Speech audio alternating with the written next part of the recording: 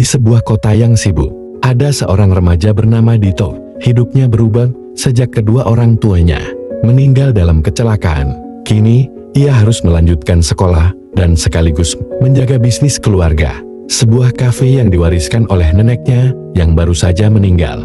Dito mengelola kafe yang dulunya dikelola oleh neneknya. Namun, ia sadar bahwa hidupnya tidak akan mudah.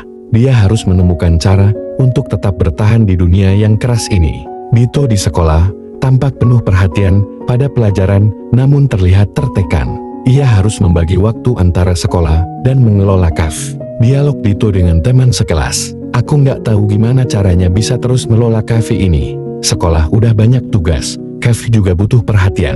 Dito pulang dari sekolah dan langsung bekerja di kafe, menyiapkan minuman dan makanan. Setiap hari, Dito harus menyelesaikan pelajaran dan bekerja keras. Di kafe yang kini sepi pengunjung, dia merasa terperangkap dalam rutinitas yang tak ada habisnya. Suasana kafe tampak lengang. Dito membuka buku, mencoba mengerjakan tugas, namun kesulitan karena harus melayani pelanggan dan membersihkan kafe.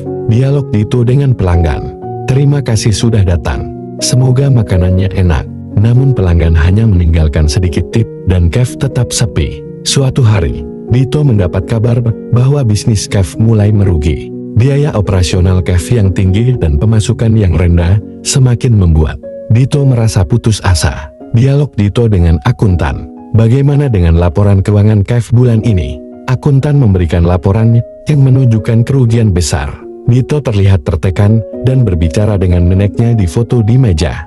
Ia merasa tidak mampu melanjutkan warisan ini. Ketika semuanya terasa berat, Dito mulai meragukan kemampuannya. Namun, ia tahu bahwa dia tak bisa menyerah begitu saja. Kafe ini adalah satu-satunya kenangan yang ia miliki tentang neneknya. Dito bertemu dengan 5 wanita yang berbeda latar belakang dan keahlian. Mereka semua memiliki tujuan untuk membantu Dito mengembangkan kafe tersebut. Wanita satu ahli kuliner. Dito, aku lihat menumu kurang beragam.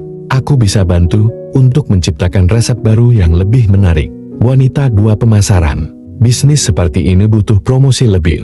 Kita bisa adakan event atau diskon untuk menarik lebih banyak pelanggan. Wanita 3 desain interior. Aku bisa bantu merancang interior kafe agar lebih modern dan instagramable. Wanita 4 media sosial.